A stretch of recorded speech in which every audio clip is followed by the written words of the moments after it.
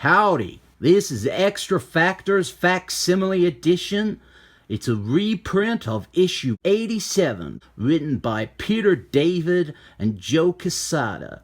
It costs $3.99, and you can go and get the original comic on eBay for $1.50. And our Marvel is hurting for monies nowadays, but this is just fucking desperate. This is the infamous issue where, well, the twist at the end is that they're all having therapy with Doc Shanna from David Peters' other book, The Hulk.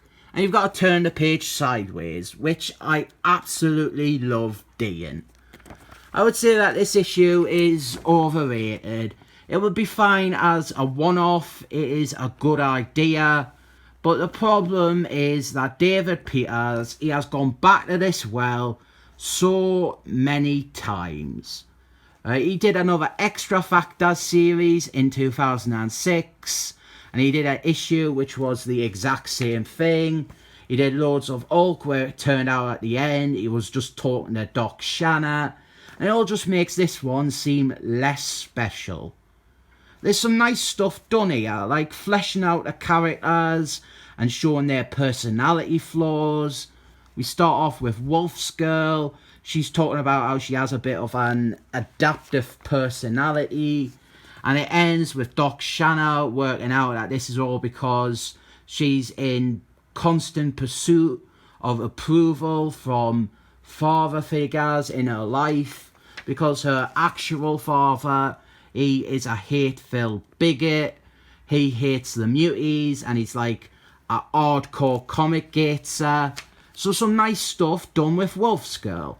Then we have got The Flash, and again, really well done. Fantastic, actually. It dives into explaining or rationalising why The Flash is such a dick. And it does a tremendous job of it. I should probably read this out here. The Flash, Egan's, tell me, Doctor, have you ever stood in line at a banking machine? We just call them cash points out here. Have you ever stood in line at a cash point behind a person who did not know how to use it? Or wanted to buy stamps at the post office and the fella in front of you wants to know every single way he can ship his package to Istanbul? Or gotten some counter idiot at Burger King who cannot comprehend Whopper no pickles? And Doc Shanna goes, well, yes, I suppose. And The Flash, he says, and how do you feel on those occasions? Impatient, irritated, a little angry sometimes. Precisely, because your life is being slowed to a crawl by the inabilities or the inconvenient behaviour of others. It is not a rational or considerate attitude to have, but there it is.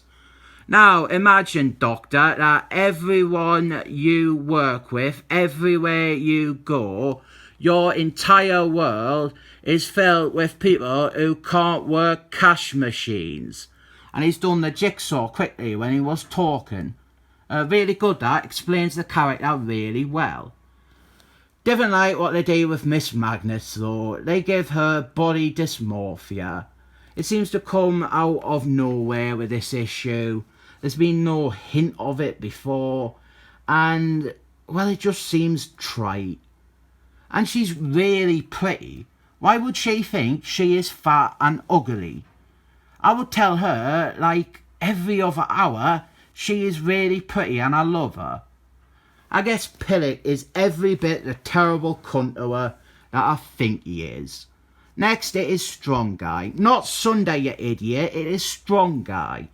We get a bit of his origin here, how his powers manifested when he was at primary school, and how he's actually in constant pain from it.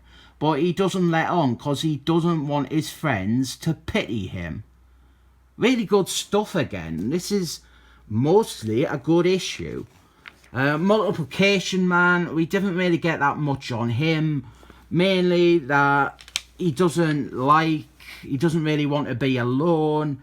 He only gets 2 pages, whereas everyone else has nearly had 3 or 4. Pillock only gets 2 pages, which is good because he is rubbish. Here he pisses and moans about the usual things. That cyclist has it so easy. Fucking crybaby little wimp. Go and write some emo poetry, you neo-Nazi loser. Then we come back to Miss Magnets, who has made a new provocative costume to prove to Doc Shanna that he is wrong and that she doesn't have body dysmorphia. I mean, she could have just said she didn't have it. She didn't need to go into the extremes of embroidery, but hey, we all deal with mental health issues in different ways.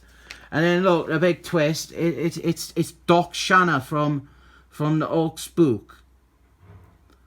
Also, fucking overrated art. Much like this whole issue. Good issue on its own, but if you put it on a pedestal like this, it does not measure up. It is a good comic, but I wouldn't consider it a standout. I rate it 7 thumbs up.